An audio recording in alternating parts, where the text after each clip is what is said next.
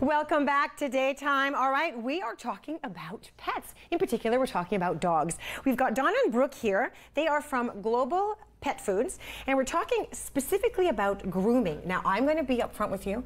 I've never owned a dog. I don't usually hang around dogs.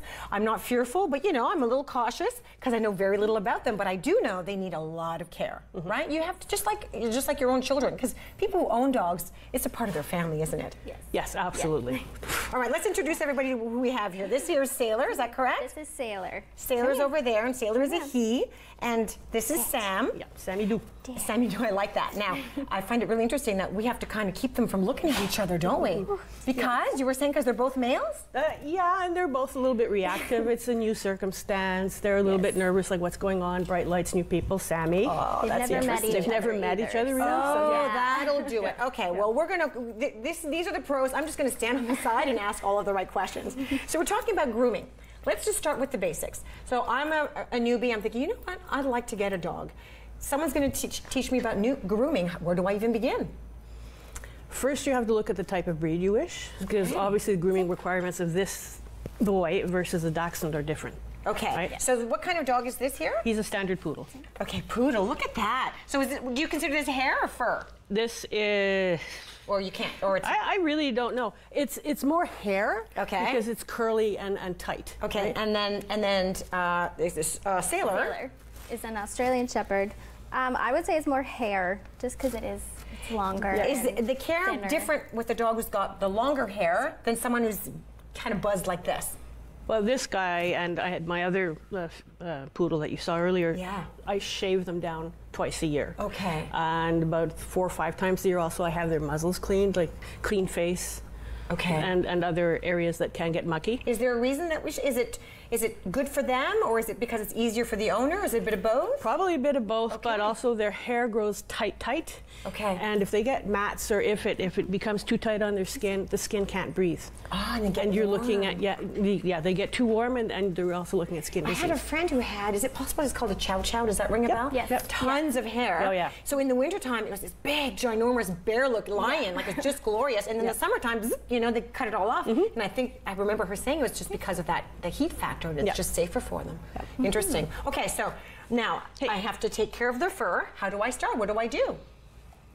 Well, What's involved with brushing a dog?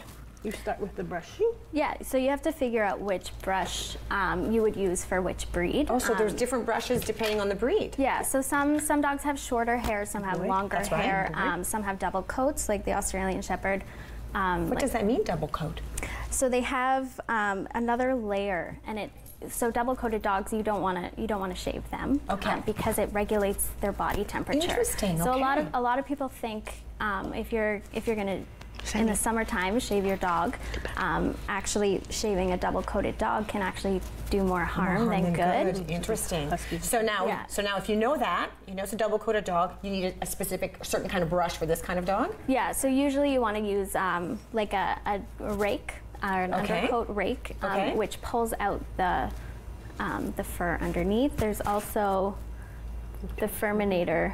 We have the short hair one, but there is one for longer. And so is the reason that you brush their hair, is that to get rid of the sort of the hairs? Because like as when we wash our hair and brush it, we have all that stuff that falls out. Is it to make that extra stuff fall out, or is it to keep it from getting all knotted and, you know, is it part of their health, or is it just to make them look good? It's part of their health. Okay. Yeah, it's part of their health. Regular grooming is important for the dog's upkeep, and for actually some of them have, if they don't look good, they don't feel good. Isn't that interesting? Yes, yeah. A little bit of both, all together. So we're talking a little bit about brushing. What about things like taking care of their teeth? Because you see the ads where they give them things that are meant to clean. Do we need to worry about their oral health as well? I'd say yes. Yes, that's really interesting. Okay, so oral health is really important as well. What about other grooming? So we think about like bathing. Okay. I can't even imagine how difficult that must be. You guys have great stories about bathing. But yeah. When I take them to the groomer, I do not do my dogs myself. I am good cooking with sharp objects, but I'm not putting them around my pets. Okay. So they get groomed at a groomer's, and the groomer bathes them twice a year when they have the shave. Other than that, they don't need a bath. They're not out and running in fields. Well, my other one's 14 years old and 3 legs, so, you know. And he, because of some occasional attitude, he's walked on leash, and so they're not rolling in muck. Dogs that are swimming in the Ottawa River or rolling around in mud piles, yes, then you have a different story. You have to wash them more often.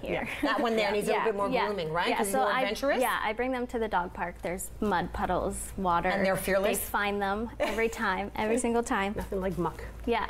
So I bathe them whenever they get really dirty. And do you do it yourself? Yes. Okay. Yeah. So if I'm a brand new dog owner and I'm like, okay, I need somebody to show me how to do this, are there classes out there somewhere that can help like a new dog owner to become a good dog owner?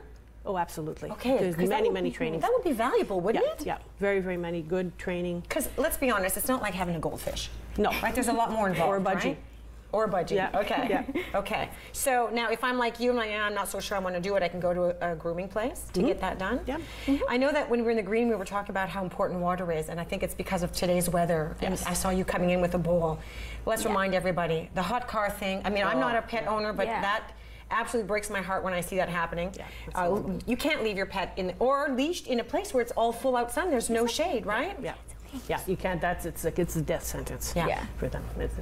I wouldn't even leave them in the car for like less than a minute, even with the windows down. I bring them home if I have to go somewhere. That's the best thing. If you can, if it's weather like this is untenable for them to be in a car, leave them at home. Yeah, in the air conditioning. Yeah. And as much as you're thirsty, it's the same for them, right? Absolutely. They need as much hydration as you need as well. Yes, you bet. All right. Okay, so if we want some extra information, we can go to globalpetfoods.ca. Yes. Is that right? We can find out some more fabulous tools about grooming our pets. All right, thank you so much for joining us. Look at them, they did very good. Yeah, Thanks for watching Daytime.